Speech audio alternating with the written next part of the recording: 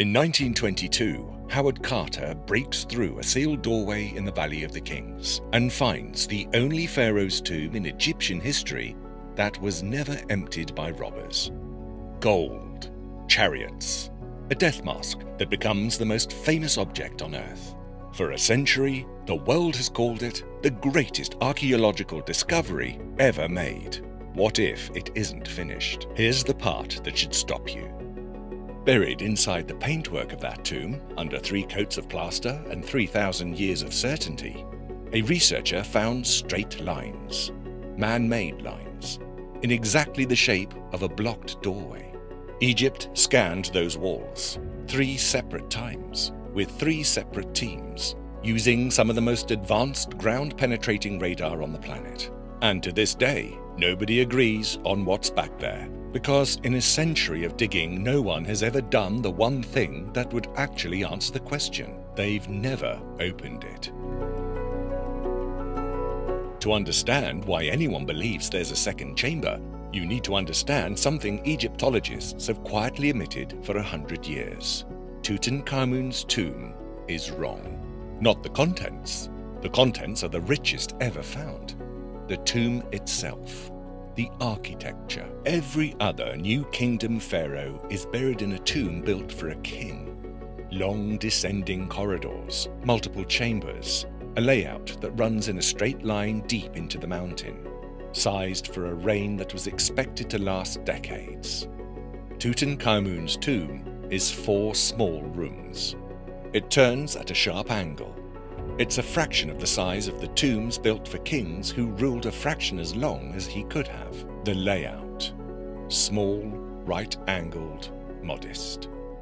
It isn't how Egypt buried a king in this period. It's how Egypt buried a queen. Tutankhamun died around age 19, sudden, unprepared for. And a king who dies with no tomb ready doesn't get one built from scratch. That takes years his court didn't have. He gets buried in whatever's already finished.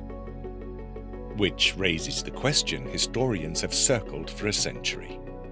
If this wasn't built for him, who was it built for? In 2015, a British Egyptologist named Nicholas Reeves is studying ultra-high-resolution scans of the tomb's walls. Scans made to preserve every crack and brushstroke before restoration work. And in that data, on the north and west walls of the burial chamber, he sees something the naked eye has walked past for 90 years. Straight lines, running beneath the painted plaster. Perfectly vertical, perfectly consistent with sealed, blocked doorways. Doorways that lead somewhere no living person has seen. Reeves doesn't stop at the walls. He points to the burial chamber's paint. It's blue, a deep, unusual blue that appears on 0 other kings' tombs in the entire Valley of the Kings. But it does appear on tombs built for queens of this exact era. He then points to the burial chamber's most famous painting, the funeral ritual scene, where a figure in leopard skin performs the opening of the mouth on Tutankhamun's mummy. For decades, that figure was identified as I, the elderly official who succeeded Tutankhamun as pharaoh. Reeves argues the face underneath doesn't match, that the proportions, the cartouche placement, the layering, all point to a figure that was painted first as someone else. Someone with a claim to the throne that came before eyes.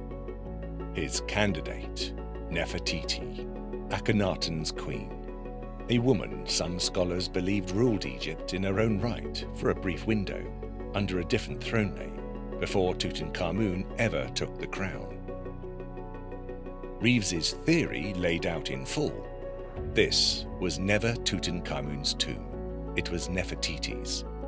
He died young. His court had nothing else ready, so they broke into the outer rooms of her unfinished burial, sealed the doorway to where she already lay, and buried the boy king in what was meant to be her entryway. If he's right, the most famous tomb on Earth is only the doorstep. The real find is still behind the wall. The theory is explosive enough that Egypt's Ministry of Antiquities does something almost unheard of. They agree to test it, on camera, in public. November 2015.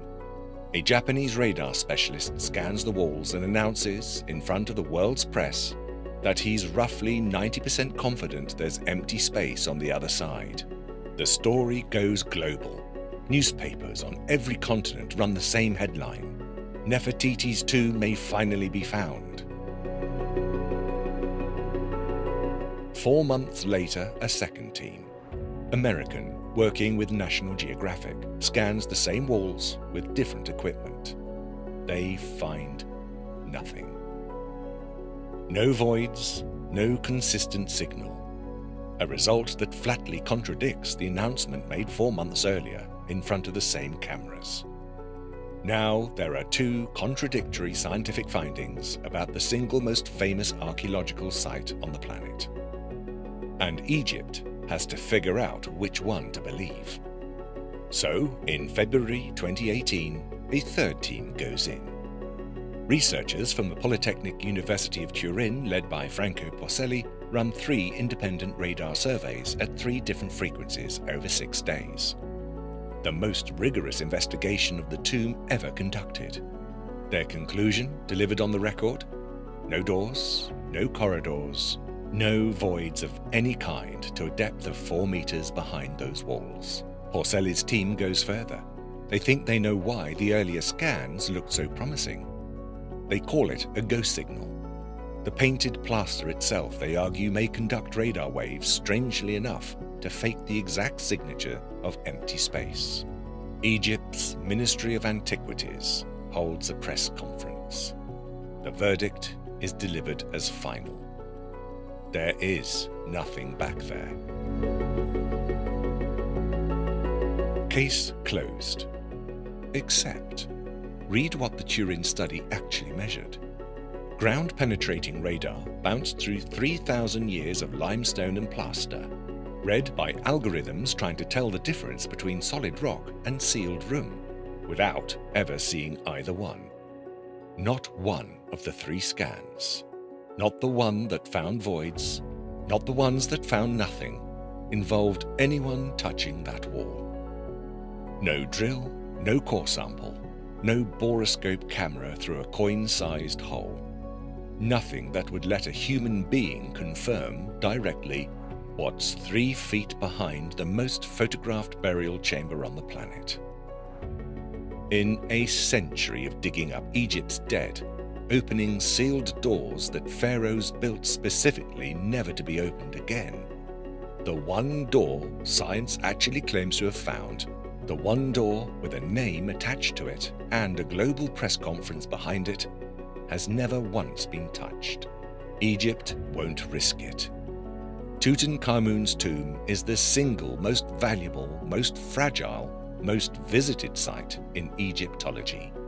One wrong cut into a wall that stood since 1323 BCE isn't a risk any antiquities ministry wants attached to their name, not for a theory that might be wrong. So the wall stays sealed, not because the question is answered, because no one is willing to be the one who's wrong about it. We've told you before on this channel how much of Egypt's history survives because someone tried to erase it and failed. This is the opposite kind of mystery. Nothing here was erased, nothing was destroyed. If Reeves is right, the answer has been sitting 3 feet away, fully intact, since before Ankhesenamun sealed her husband's tomb for the last time and walked out. She's the one who oversaw that burial. We've told her story on this channel too. A young widow alone, sealing her husband into a tomb built for someone else. She may have known exactly what was on the other side of that wall. 90 plus years after Carter's discovery, 3 contradictory scans, one theory that refuses to die. And still, not one person on Earth has opened that door to check. If you want to be there the day someone finally does, subscribe. Because the last untouched room in the Valley of the Kings might already be behind a wall we've been photographing for 100 years.